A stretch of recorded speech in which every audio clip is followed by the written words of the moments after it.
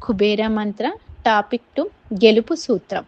ఇప్పుడున్న ఈ సమాజంలో పరిస్థితుల బట్టి తల్లిదండ్రులు వాళ్ళ పిల్లల భవిష్యత్తు గురించి ఆలోచించి ఒక మానసిక ఒత్తిడికి గురవుతున్నారు కదా. అసలు దీనికి కారణం ఏంటి అని ఆలోచిస్తే దీనికి ముఖ్యమైన కారణం వాళ్ళని మనం కరెక్షన్ చేయాలనే ఒక తపనతో కనెక్షన్ మిస్ అవుతున్నాం అనిపిస్తుంది.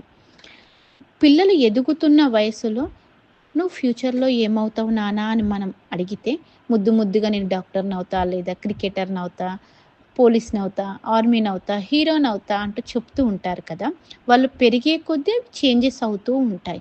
కానీ సర్టెన్ ఏజ్ వచ్చాక వాళ్ళు ఒక దానికి ఫిక్స్ అవుతారు. ఆ టైంలో మనం ఎంకరేజ్ చెయ్యాలి. కుబేర మంత్ర అందిస్తున్నటువంటి ఈ సూత్రం వాళ్లకు పదే పదే వినిపించాలి. నమ్ము, పని చేయి, గెలువు. నీ లక్ష్యాన్ని మనసారా నమ్ము.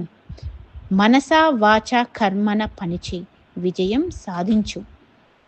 యూనివర్సల్ ట్రూత్ మనందరికీ తెలుసు.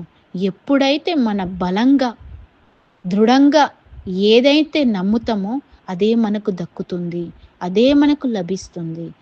ఎప్పుడైతే లక్ష్యాన్ని పెట్టుకొని విజయం సాధించే ప్రాసెస్లో కష్టం చూస్తాడు, చెడును చూస్తాడు, విమర్శలను ఎదుర్కొంటాడు. ఒక్కసారి గెలుపు సాధించాక మళ్ళీ ఒకవేళ పడిపోయినా అంతే ఫాస్ట్గా నిలబడతాడు. ఇందులో మనకు ఇంకొకటి కూడా అర్థమవుతుంది. హార్డ్ వర్క్ చేసిన వ్యక్తి ఎప్పటికీ ఓడిపోడు. పైన త్రిభుజాన్ని అందరం గమనిద్దాం. అందులో తల్లిదండ్రులు, గురువు, దేవుడు. తల్లిదండ్రులు ఎప్పుడు నీ మంచి కోరే వాళ్ళు.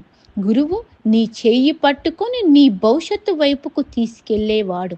దేవుడు నీ వెనుక ఉన్నాడు, నువ్వు వేసే ప్రతి అడుగులో తోడై ఉంటాడు అనే నమ్మకంతో ముందడుగు వెయ్యి అని పదే పదే పిల్లలకు చెబుతూ ఉండాలి.